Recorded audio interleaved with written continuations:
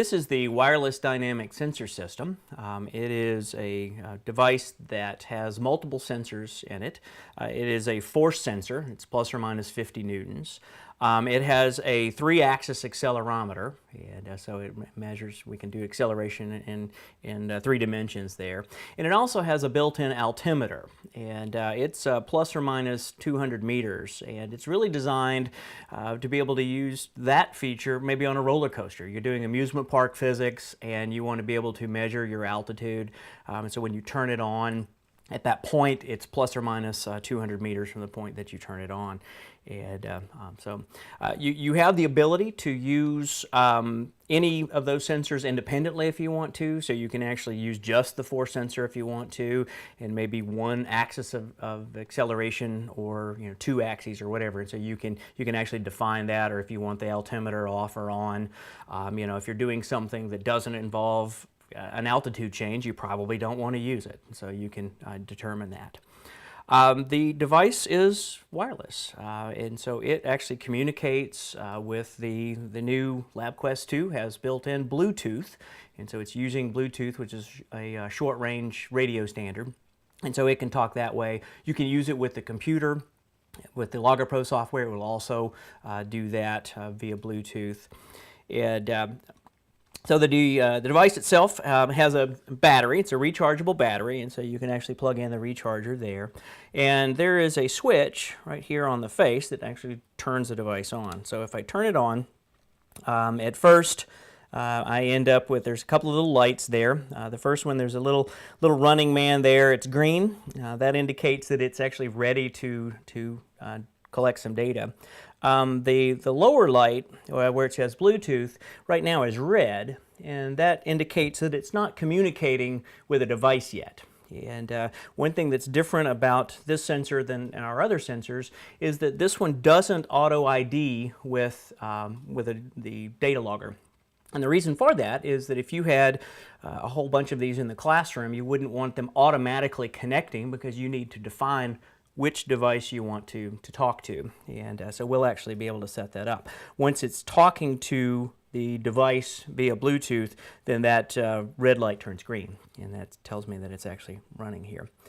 There's a little battery icon down here that depending on where you're, if it's plugged in, and right now it's not lit because it's not plugged in to recharge the battery.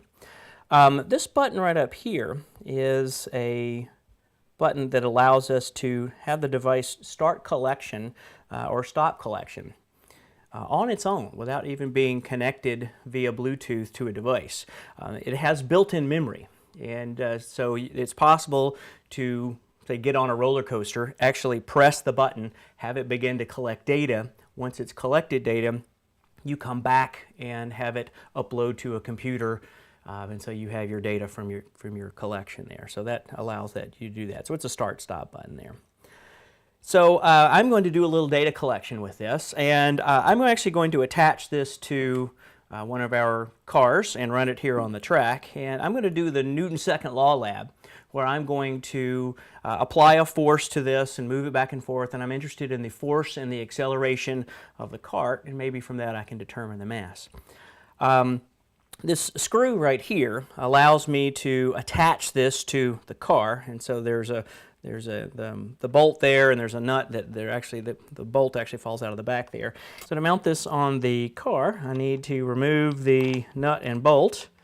So I'm going to unscrew this, and that will loosen up the nut there, and I can take the bolt out, and then there's the actual nut piece of it, and then the bolt I'm going to put down on the car, and so it actually goes into the slot on the car here, and so I'm just going to kind of slide it down there on the slot, and then I can lower the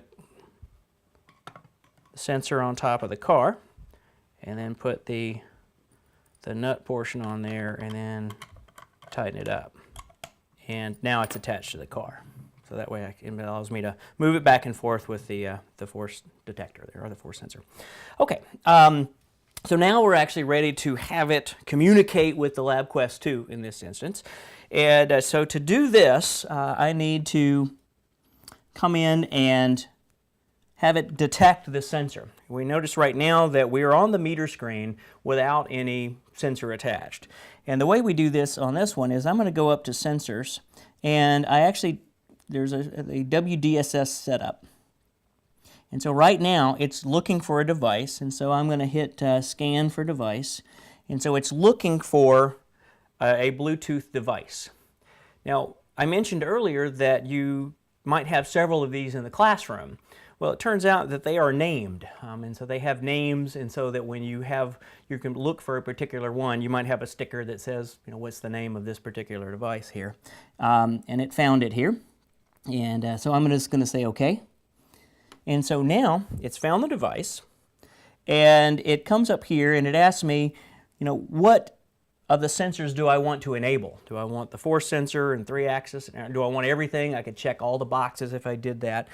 For this instance, I really only want the force and the X direction. It defines X is this way, Y is this way, and Z is this way. And so I want the force and the X acceleration to be able to do what I'm going to do here. So for this one, I just want to come here and I'm going to check the box next to X, next to force, and I'll say OK. And now I have my meter screen here, and so it's got X and the force sensor there.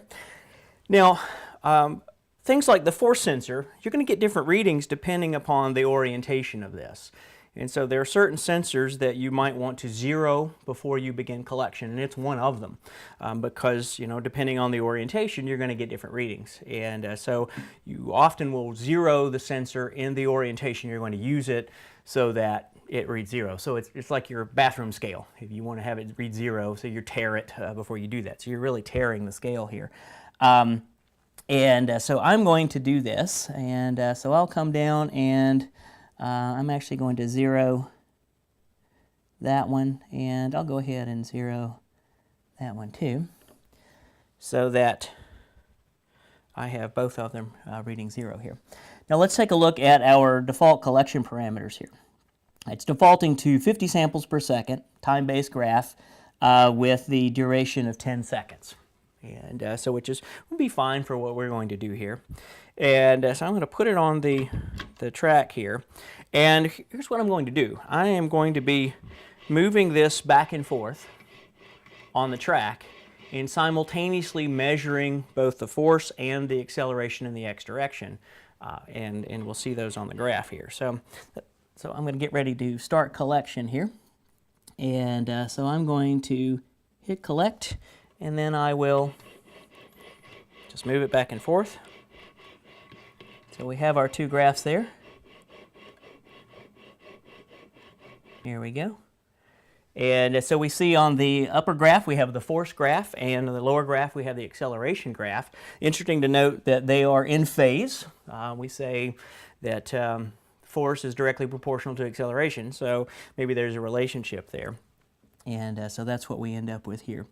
Now, what I would like to do is, if F equals ma, I might be able to determine what is the mass of the system by using the data that I have here. So I want to do another graph. Right now I have these graphs as force versus time and acceleration versus time. I want to do a graph of force versus acceleration, so that I end up with a graph that's a linear graph, and the slope ends up being the mass of the system. And so to do this, I'm going to go up here and under graph, I'll go here and I'm going to do show graph 1. So I'll just do force versus time. And what I want to do here is I want to change the axis from force versus time to the acceleration down here. And so to do that, I'm going to come in here and tap there, and I want to do acceleration. And now I end up with this. And so there's kind of a scatter plot there of all the data points in there, but it looks like it's fairly linear. And at this point, I want to come in and actually run the curve fit.